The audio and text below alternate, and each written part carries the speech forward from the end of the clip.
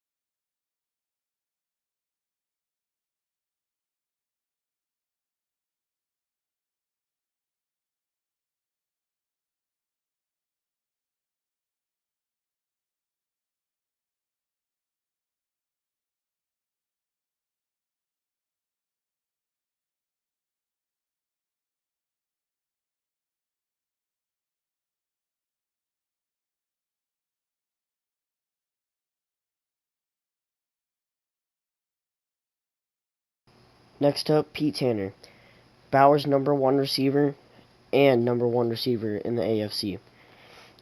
Pete Tanner, standing at 5'10", 228 pounds, out of TCU.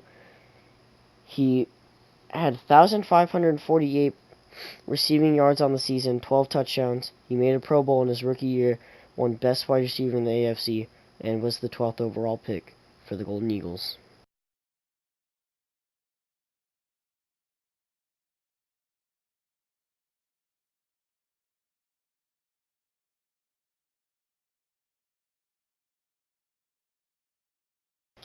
John Ross. Now everyone knows about John Ross.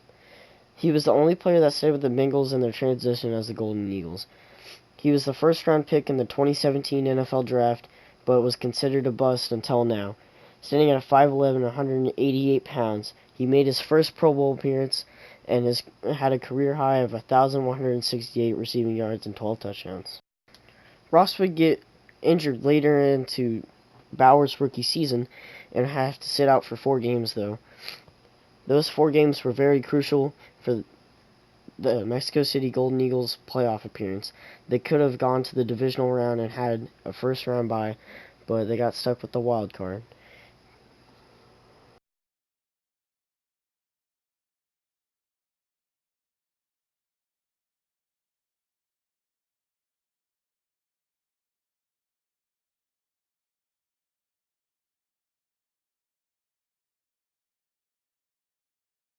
Jamal Daniels out of Toledo.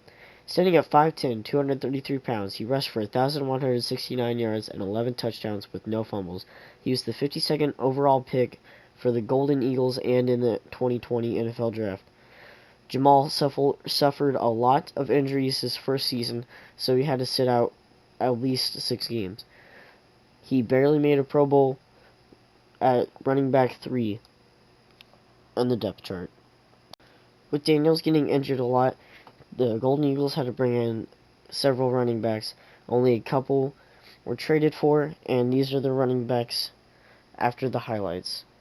And this is why there was a running back controversy.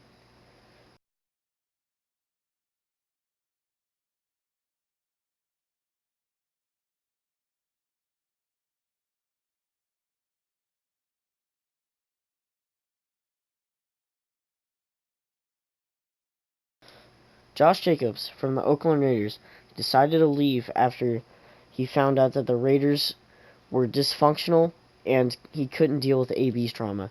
So he left the Raiders and he demanded release or trade. Finally, the Golden Eagles and the Raiders reached a trade, and the Golden Eagles gave up a second round for both years just to get Josh Jacobs to back up to Daniels.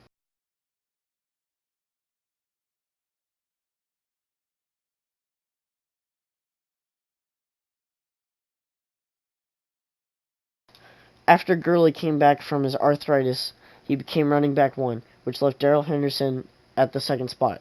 After that, he demanded release or trade also. Henderson would get traded to the Golden Eagles for a third-round pick of 2021. He would join the Golden Eagles with 200 rushing yards. He would add on another 1,000 to that, and he would be the best running back in the AFC. This series will be joining this team in Bauer's second-year playoffs. We're going to see how he can handle the controversies in the media and also learn a little bit about Bowers as a player. But first, I must tell you about how he is as a person, on and off the football field. Dwayne Bowers was dismissed from the Oregon football team his junior year. That is when he declared for the NFL draft and got drafted in the 4th round, with the first pick in the 4th round, by the Golden Eagles. Now, every team passed up on him because of his character issues on the field. Bowers was known to get into some scuffles on the field with opposing players, especially defensive linemen. If they hit him just a tad bit late, he would start throwing punches, and he would get ejected from the field. And the head coach was not going to have it, so he dismissed Bowers. Bowers, off the field, is a great humanitarian.